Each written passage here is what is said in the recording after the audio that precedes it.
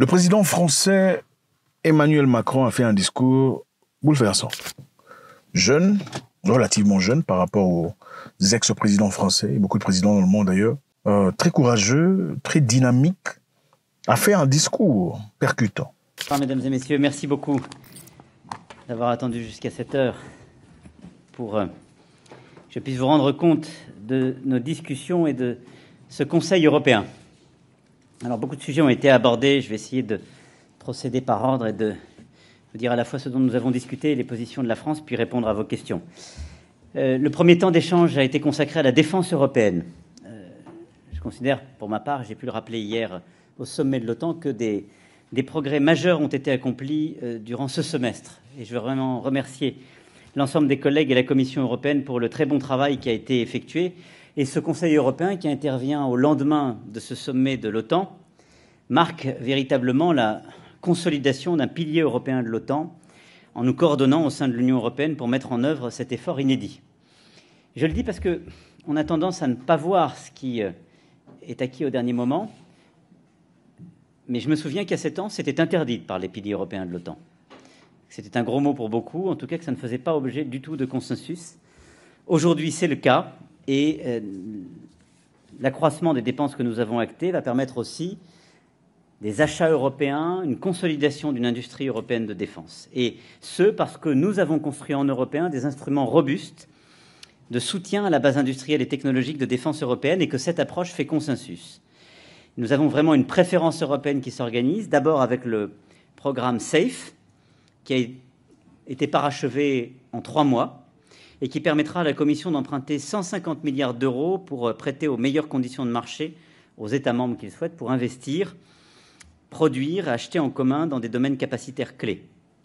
Je veux ici dire que c'est non seulement une très bonne chose, mais que la France y aura recours dans le respect de sa trajectoire budgétaire, mais parce que nous souhaitons initier des programmes communs. Nous envisageons de proposer des projets sur l'alerte avancée, les munitions, la défense solaire, l'espace, avec entre autres les constellations satellitaires, l'appui logistique, véhicules comme artillerie, et l'aviation de transport. À côté de SAFE, l'autre programme important, c'est le programme EDIP, qui a permis là aussi de consolider sur la recherche, l'innovation, une vraie préférence européenne en matière de défense. Je souhaite là aussi qu'on puisse conclure rapidement avec le Parlement européen pour assurer cette forte préférence européenne. La discussion en matière de défense a vraiment permis de consolider une convergence de vues entre Européens et une volonté de renforcer ce pilier européen au sein de l'OTAN. Nous avons ensuite pu évoquer la situation au Moyen-Orient. J'y reviendrai sans doute pendant les questions, mais nous connaissons les différences de sensibilité en la matière qui existent entre les 27. Le langage qui avait été préparé par nos ambassadeurs, je pense, reflète le point d'équilibre. Et c'est un langage clair et ambitieux pour dire que nous sommes toujours attachés à la sécurité d'Israël dans la région. Et nous le sommes, et nous l'avons dit très clairement depuis le 7 octobre 2023. Mais d'une part, nous appelons au cessez-le-feu immédiat à Gaza, à la reprise de l'aide humanitaire, car cette situation est la plus dramatique sur le plan humanitaire, politique, et c'est la plus grande urgence qui soit dans la région. Elle doit ensuite permettre de déclencher la reprise d'un travail politique, et j'ai pu d'ailleurs exposer tout le travail qui a été fait avec plusieurs États membres présents autour de la table pour aller vers la reconnaissance de la Palestine et donc une solution à 2 États. Deuxième élément clé, c'est que le Liban retrouve sa pleine souveraineté. C'est absolument nécessaire, nous y œuvrons depuis des mois, et c'est la consolidation du mandat de la FINUL. Et là aussi, il y a eu une discussion claire, mais un langage clair à 27 pour dire l'importance de cette mission des Nations Unies, notre engagement commun, et du fait que la sécurité au sud Liban, en aucun cas, ne saurait être assurée par Israël, par des frappes successives ou des décisions univoques. Ensuite, nous avons consolidé une approche commune sur la Syrie, qui est importante pour la sécurité de la région. Et puis, sur la question iranienne, nous sommes tous d'accord pour dire que nul ne souhaite que l'Iran puisse acquérir l'arme nucléaire.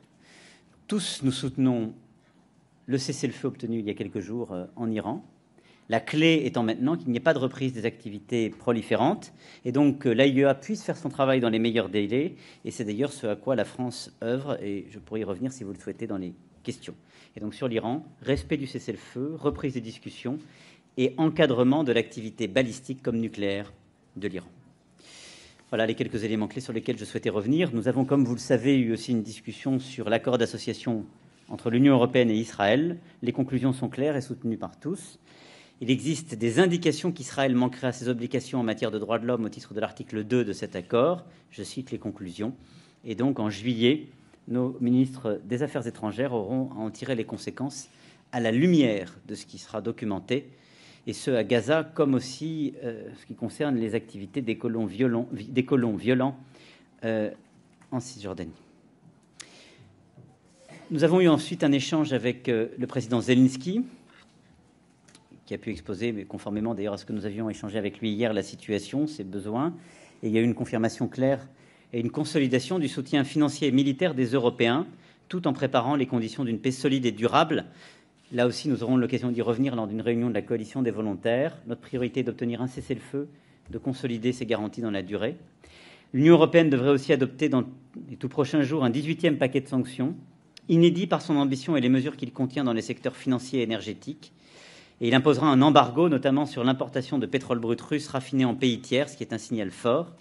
Et je souhaite que cet accord puisse également inclure le principe d'un abaissement du prix plafond sur le pétrole brut russe.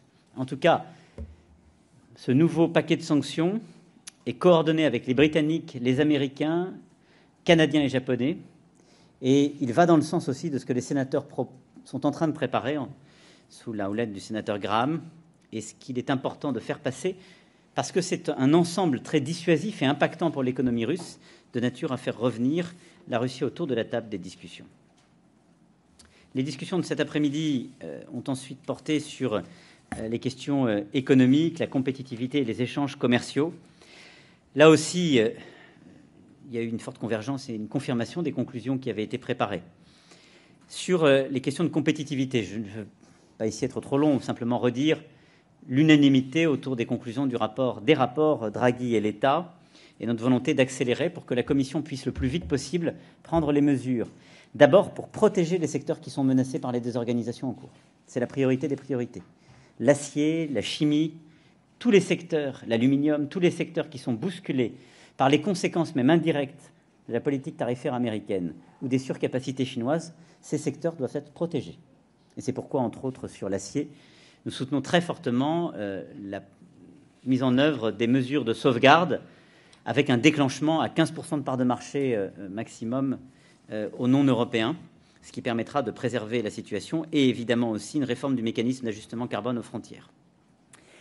C'est exactement la même ambition que nous portons sur les autres secteurs que j'ai évoqués.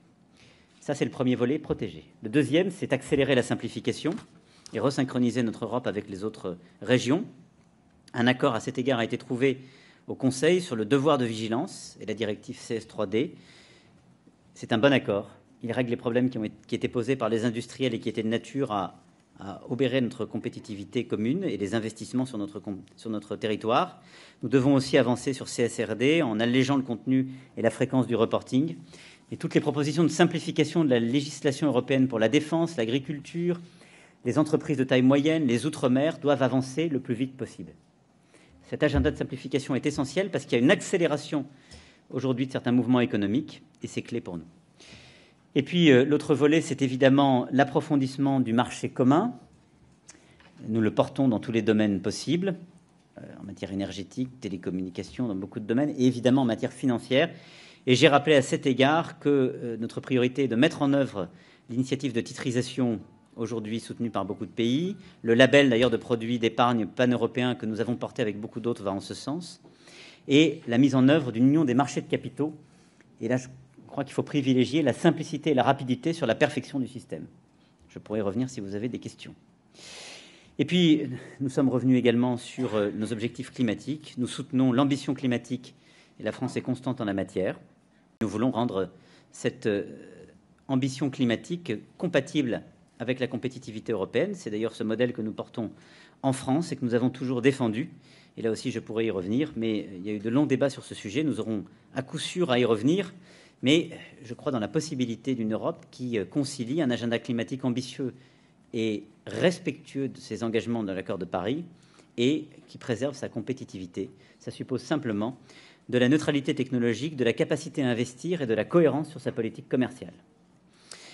Sur, enfin, la question des négociations commerciales avec les États-Unis, je vais ici dire que nous soutenons les efforts de la Commission pour une solution équilibrée et négociée. La France défend une conclusion rapide d'un accord. Nous ne sommes pas pour que cela dure éternellement. Je le dis pas simplement de manière principielle, mais intéressée, parce qu'en fait, tant que l'accord n'est pas conclu, les tarifs exorbitants dans certains secteurs sont appliqués, donc ce n'est pas bon pour nous. Donc on a un intérêt à aller vite.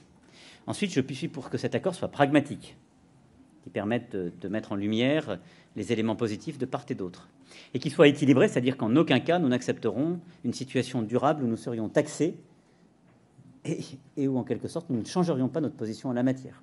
Et donc je soutiens le travail qui a été fait par la Commission pour permettre le rééquilibrage de notre relation, parce qu'au total, il s'agit d'un montant cumulé de 60 milliards d'euros de droits additionnels sur un an qui nous sont imposés, et ils impliquent assez mécaniquement une réponse. Mais très clairement, il y a un chemin pour permettre de réduire les droits sur l'acier et l'aluminium, sur l'automobile, pour clarifier la situation sur la pharmacie et l'aéronautique, et pour permettre d'avoir les tarifs les plus bas possibles. La vérité, c'est que le meilleur tarif entre les États-Unis et l'Europe, surtout dans le contexte géopolitique que nous connaissons, serait 0 pour 0. Si ça doit être 10 pour 10 ou l'équivalent de 10, ce sera le cas.